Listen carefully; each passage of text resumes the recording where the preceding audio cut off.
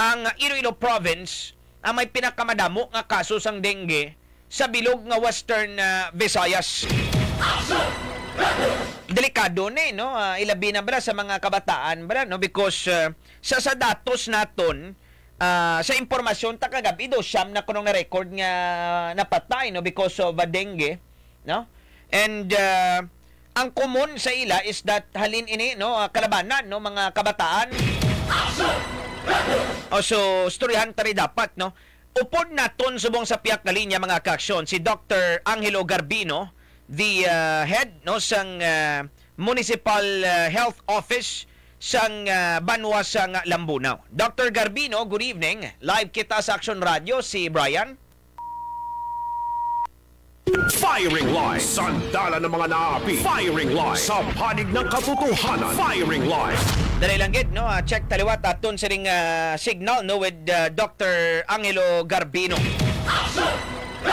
Now, what we find intriguing sa datos no sa provincial health offices this, kaysa nagligad yang tuig ang Banwa sang Lambunaw, siya do kanubo ang kaso sang dengue dito sa ilamo. In fact, ikatatlo ya ang Lambunaw sa may pinakamanubo nga kaso sang dengue sang 2023, no? Ang ilang na record ya sa bilog was only 6 cases no, anom lang gid ka kaso. Pero subong 167 na. Check talawat no. We have Dr. Angelo Garbino with us no, the head sang Municipal Health Office sang Banwa sang Lambunaw. Dr. Garbino, mayong gabi. Live kita sa Action Radio, si Brian. Mayong gabi Action Radio, mayong gabi Action Brian. Salamat gid Doc no sa oras ginatag mo diri sa Action Radio Iloilo. Importante man ni Doc no nga may istoryahan tang pinakabagay-bagay nanood sa pagsaka sang kaso sang dengue no sa Banwa sang Lambunaw. Pero naintriga bala kita Doc Garbino no, because last year ikatatlo ang Banwa sang Lambunaw sa may pinakamanubo nga kaso sang dengue no sa 42 taran ka mga banwa kag ang Pasig City pagidabi no.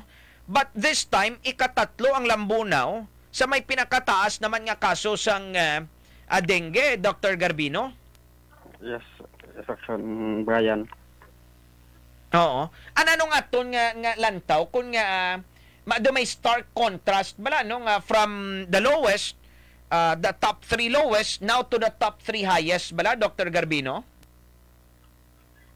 So sa aton nga data number 3 kita subong sa nga dengue cases, possible nga mga Action Brian is ang tao subong sa pamaluyo sila subong mga sign. Firing line, sandala ng mga naapi. Firing line, sa panig ng katotohanan. Firing line. Alright, dali lang gid no, medyo nag-fluctuate aton sa nga signal with Dr. Angelo Garbino. Balikan ta no, pero sa Lambunaw pa lang no, sila man ang may pinakataas abing percentage change no. Kay ang increase sa kaso no is 2,683%. Tisipan nyo ba na kung dako ng percentage change? O kung pagsaka bala no sang kaso relative sa number of cases nagligad nga tuig. So kadamo-damo gid no, may amo man ni sa natabo sa Badyangan. Ang Banwa sang Badyangan ika-4 sila ya sa nagligad nga tuig sa may pinakamanubo nga kaso sang dengue. Subong sumaka sila sa ika-7 sa may pinakadamo. Di ko lang taon tala mga datos ni top 5 ni sila sa may pinakamanubo mo subong within the top 10 na sa highest. No, balikan ta no, Dr. Garbino, nagadulat-dulaton sila nga signal Doc no.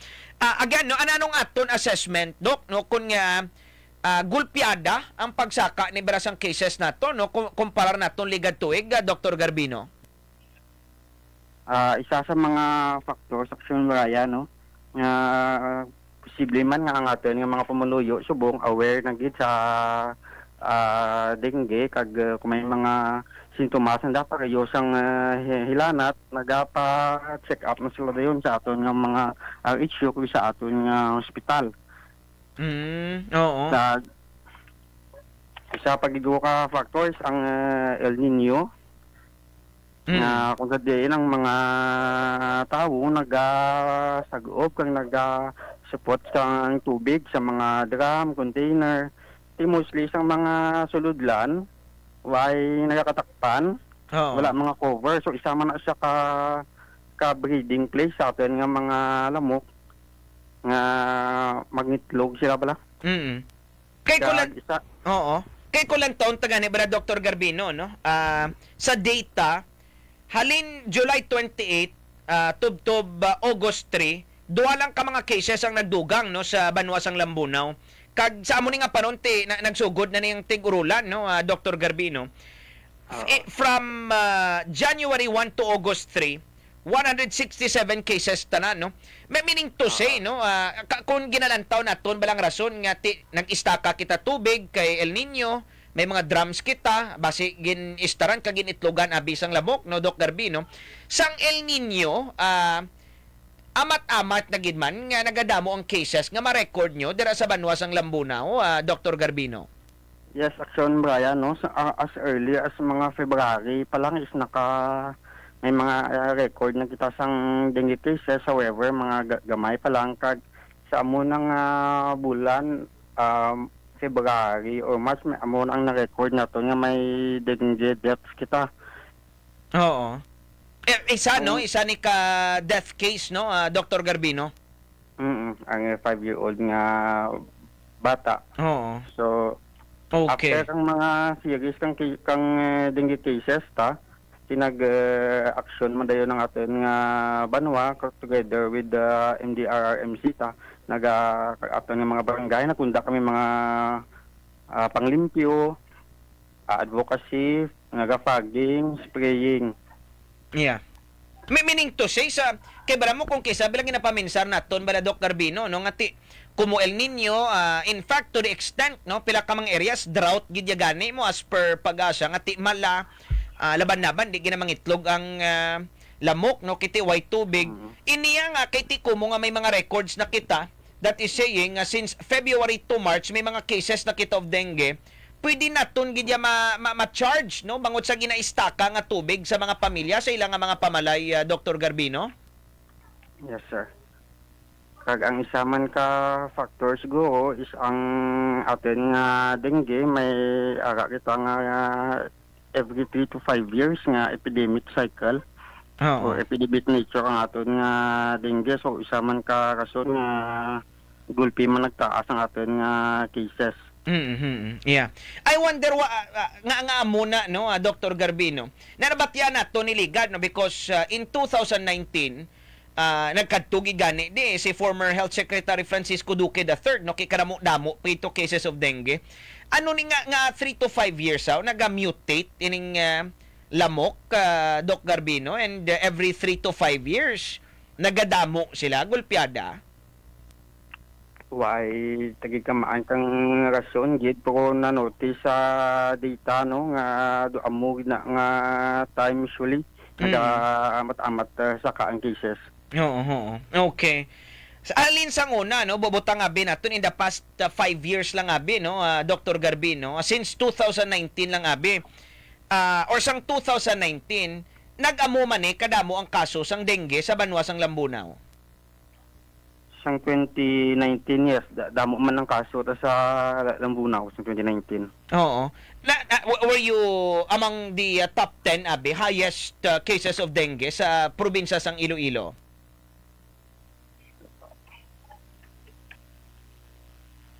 Nakalabot, wala?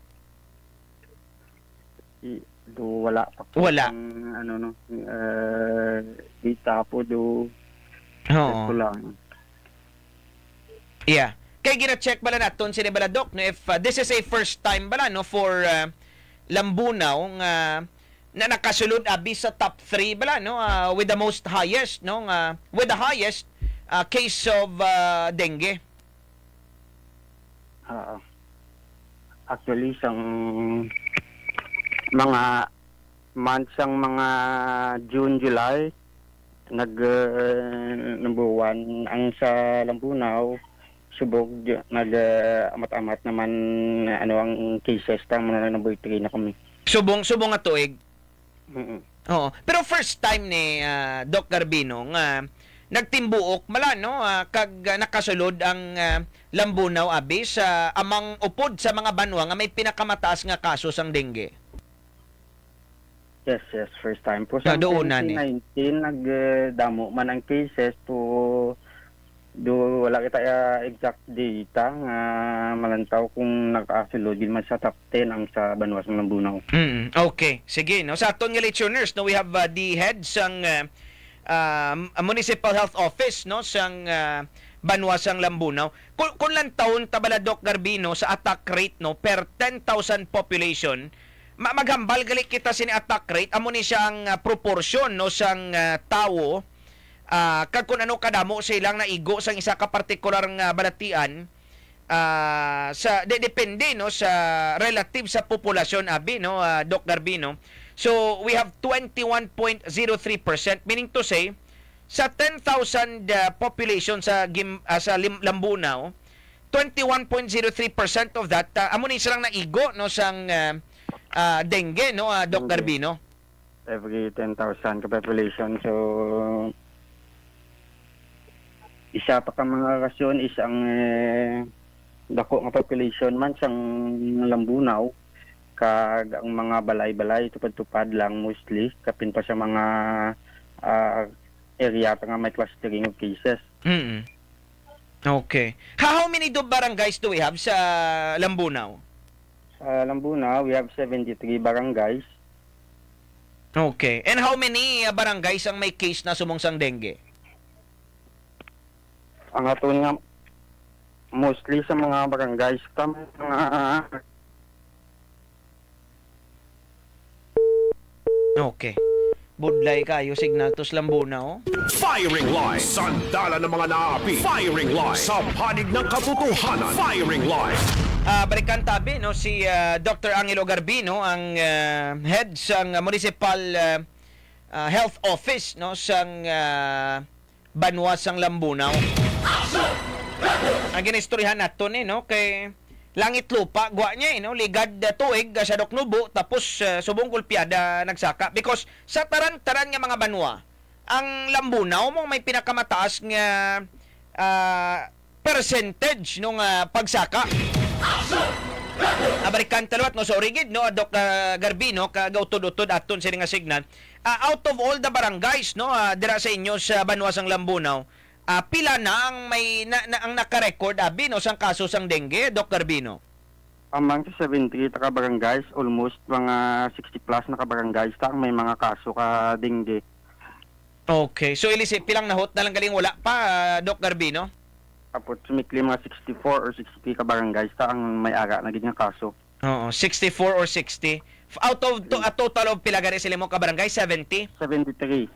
73. Okay. So pila na lang gali. May mga clustering of cases kita or na consider abi nga mga hotspot areas sa Doc Garbino? Yes, Action Braya no as of now ang aton nga clustering of cases ara sa barangay Walang, barangay Kubay, barangay Hines kag barangay Maiti Grande. So pag start sang year nga ni ang first rate nga barangay nga may clustering of cases among sa barangay Buntok. Okay. So ano nga aton approach Doc Garbino as a constant nung misting kag fogging sa ining mga barangay nga may clustering of cases? Yes, Bumubray, Action Brian kag gina-apply to man ang 5S aton nga approach especially ang seek and destroy nga no kung sa diin nga ang mga pamunuyo gina-encourage nato nga ipangitaon kag ipangulaon to ang mga suludlan nga may mga tiniran sang tubig. Amo man ang may mga activity kita nga tawag nga kaya kulog kag ang ato nga 4 o'clock habit kada hapon sa diin nagapanglimpyo kita. All right. Sige, salamat gid no sa oras Dr. Angelo Garbino nga ginatag mo diri sa amon sa Action Radio Iloilo. Have a good evening to you Dr. Garbino.